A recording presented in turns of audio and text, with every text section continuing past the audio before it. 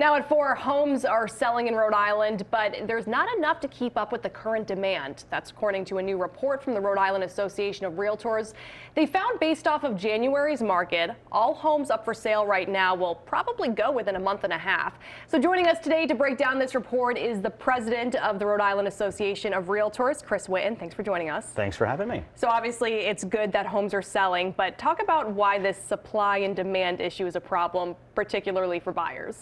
It's tough, here in Rhode Island, they're not making any more land, right? So we have what we have, and there's not as much new construction for various reasons. So therefore, we're working on existing homes, people that eventually want to sell their homes, and there's just not enough for buyers out there. The demand is strong.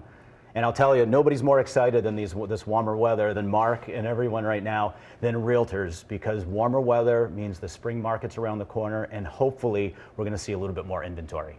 So like you said, obviously you can't just create new housing developments. Right. It doesn't work that way, and there is little space to build in Rhode Island. So right now what kind of market change are you looking for? Is it people who are downsizing, people who are moving on to their second house? It's a little of both. And what we're seeing now is we saw very low rates at the beginning of the pandemic, right? And people are clinging on to those 3% interest rates.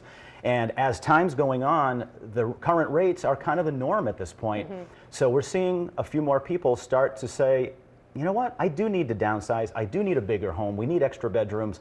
I want to be closer to my new job. So they're now deciding to put their home on the market. And we're hoping that's going to open up a little bit of inventory. But on the flip side, they also have to buy. So that means more buyers in the market. So does it seem like fewer people are focusing on the interest rates, that they've just accepted that rates are high now? Yeah, we called it the locked-in effect. Everybody was locked in with their rate, and after a while, everything becomes the new norm. And that's pretty much where we're at right now. Is everybody's watching the interest rates, and you can always refinance. So you want to make sure it's a smart financial decision now, but down the road, you can always go for possibly a lower rate if the rates do come down. Is there any solution to, not having enough housing in the state? I mean, this has been an issue for years. It's not just a new issue now. Is there any solution to this? So it's a huge, there's so many facets to it. One of them is ADUs, accessory dwelling units, mm-hmm. In-laws or, smaller homes on a property that has enough acreage. Because if you can start creating some more units like that, then maybe mom, who's living in a small cape in Greenwood of Warwick, can sell that. And then at that point, that becomes a new home that's on the market for somebody to gain that American dream. Because first-time home buyers right now in Rhode Island, it pains our hearts as realtors. We're trying to do everything we can to get that American dream back here in Rhode Island. Yeah, so a bit more flexibility with things like that. Right, new construction, ADUs. There's all sorts of things we're trying to work with our legislature now. We're trying to have these conversations to work together with the towns, the cities. We need to work with the planning boards.